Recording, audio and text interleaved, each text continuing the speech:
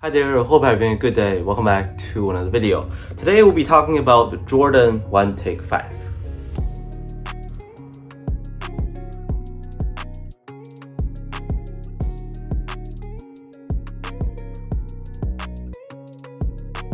So in case you're wondering, this is the newest budget model from the Russell Westbrook line with Jordan brand.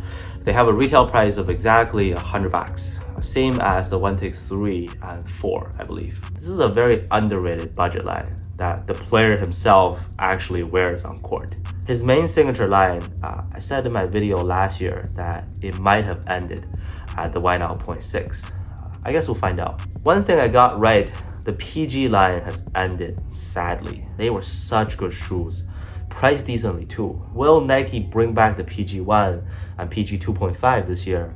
That's something I'm very curious to find out about too. Anyways, the 1 Take 5 is definitely a weird shoe. It doesn't really look like a basketball shoe. It doesn't feel like a basketball shoe either. There are things that I really hate about them, but also things that can just shut me down when I was about to make fun of them. That probably didn't make any sense, but we're going with that confused theme for this one to match the shoes and person. Win or lose, just have fun, right? All right, let's get right into it. Yes, sir. You happy for the next man? Keep having fun, bro. Yes, They come in the typical Why Not box with the shiny gold logo. On the first look, this has a Team Jordan vibe all over it, and that's not necessarily a good thing to me in terms of the style. What was the name of that Jordan shoe? The Center Court, I think.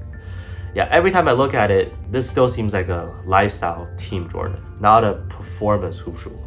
Maybe the suede overlays has something to do with it. That stitching line design is also just very random. The traction pattern is mostly herringbone. Rubber feels fine for outdoor use, I would say. Two things that have changed for the worse in my opinion. It's no longer super lightweight, and the upper is not nearly as flexible as the previous version. Like, I was putting a good amount of force trying to bend it, and these guys did not even flinch. That chunky midfoot plate has something to do with it. The hard materials added to it as well. And yeah, they're now at average weight, coming in at 440 grams for size 10.5. To give you a reference, last year's 1 Take 4 was only about 350 grams, close to 100 grams worth of difference for the same size. So it basically lost its identity for being a minimalistic shoe. As to how these guys perform, yeah, it works as long as you don't have too high of an expectation of it. There is a top-loaded air unit in the forefoot, but that's pretty much it really. They will feel kind of stiff on feet in the beginning. Once you get used to it, it's right about average in terms of responsiveness at this price range. Traction is again decent, about the same level of performance as the 1 Take 4. I've had these for a while, but only used them on dusty courts. If you saw the Instagram story I posted about these, like, it's such a weird shoe, but there's no problems with the grip on a very dusty court. So it passes the hardest test for me easily, and I just can't complain too much about it. With the fit, going true to size is the best option in my opinion. If you remember, the Wide Out 0.6, I think half size down is almost a must. Also because it is very wide foot friendly. And that's another thing that I can only appreciate because they have a fairly wide base once again.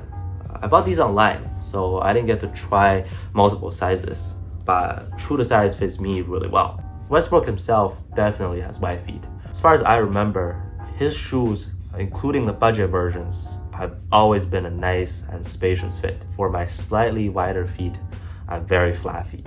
Width is great, but they're not very ideal if you have high volume feet, so please keep that in mind. Lastly, stability and support, I can't hate on either. The upper is on the harder side.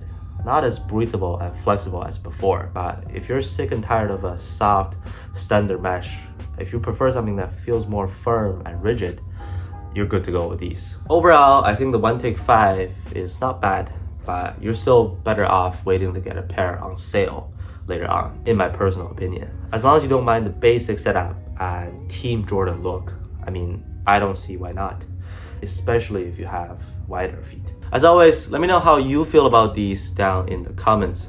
Thank you so much for watching, and I'll see you on the next one.